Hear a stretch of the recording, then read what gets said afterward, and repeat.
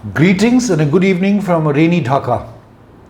I am absolutely honored to be speaking on the rule of law in the digital age at this year's annual UNDP meeting. It is an area where we have in Bangladesh some experience which we have already shared with other country offices and projects, and which I am delighted to share with you all today. The effects of COVID-19 have disproportionately affected many who are already in extremely marginalized and vulnerable situations, such as the poor, women and girls, migrant labor, workers in the ready-made garment industry, day laborers and detainees.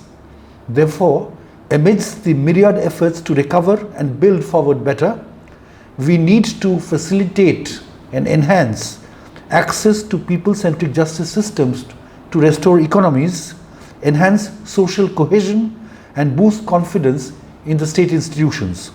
In Bangladesh, as in other countries, UNDP has been working with the government to devise and develop innovative solutions to respond to the COVID-19 pandemic and the accompanying multidimensional collateral damage. Just 1 year ago, the Honorable Minister of Law, Justice and Parliamentary Affairs, Mr. Anisul Haq, addressed this very forum and described his government's ongoing rapid response to the closure of courts amidst efforts to slow down the spread of COVID-19.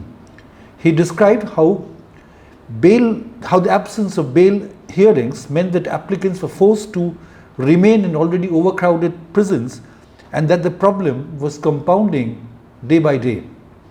Along with government stakeholders, UNDP's human rights and justice specialists worked with the flagship A2I program, which is also the government's own digital transformation initiative, to set up and roll out the My Court platform, a countrywide virtual court specifically to hear and fast-track bail applications. The actual results that followed even caught us by surprise.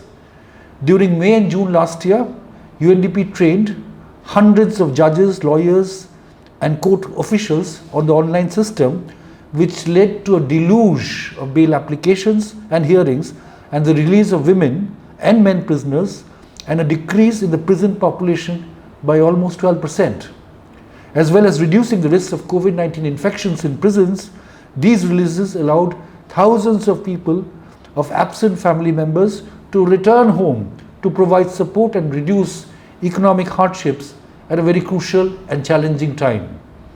Although Bangladesh was already committed to utilizing digital solutions to increase access to government services, this experience served as a palpable and salutary example of the possibilities in relation to the administration of justice. Under the leadership of the Honorable Law Minister and the Chief Justice of the Supreme Court, UNDP is currently utilizing an 18-month UNDP rapid financing facility to work with our government counterparts to develop digitized court proceedings, online cause lists, case filing, and case tracking using SMS in select both higher and subordinate courts. This significant work is functioning as a bridge towards an ambitious $260 million government-owned and funded e-judiciary project, which will usher in a new generation of digital justice. In Bangladesh, we have tried our best to address the impacts of the pandemic while staying true to international human rights and rule of law standards and principles, and to seize these moments as opportunities. In my opinion, several factors are helping us stay the course.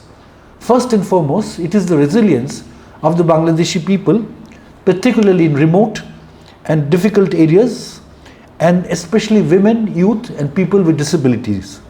Second, it is the government's commitment to stay on track with its own aspirations, that includes achievement of Agenda 2030, sustainable LDC graduation by 2026, and crucially, to realize its own vision of a digital Bangladesh. Third, it is UNDP's investment in strengthening our own institutional capacities in human rights, justice, and digital solutions, and the long-term partnerships we have forged along the way. We must, of course, be cautious to ensure that all this digitization work does not exacerbate a growing digital divide or lead to exclusion of those in vulnerable situations who need our help the most. It is for these reasons that in Bangladesh, our current project focuses on women and communities from left behind areas and is supported by thousands of digital centers established by A2I in all rural local government institutions. This will, to a significant extent, help reduce costs, makes visits associated with court processes easier, and reduce overall time taken to settle court cases and dispense justice. In conclusion, let me mention that I very much appreciate the theme of this conference. At the same time, I would like to emphasize the importance of SDG 17 on partnerships for the goals. It is essential to recognize and revitalize global partnerships in responding to multiple and complex challenges caused by the pandemic. I am convinced UNDP can continue and enhance its substantial role in facilitating collaborations among member states. This is not just South-South but North-South as well. UNDP Bangladesh stands ready to support any collaboration to widen horizons, allowing successful solutions which will help build forward better and stronger to ensure just, peaceful and inclusive societies. I wish you all productive deliberations and I thank you for this opportunity and for your attention. Please take care and stay safe.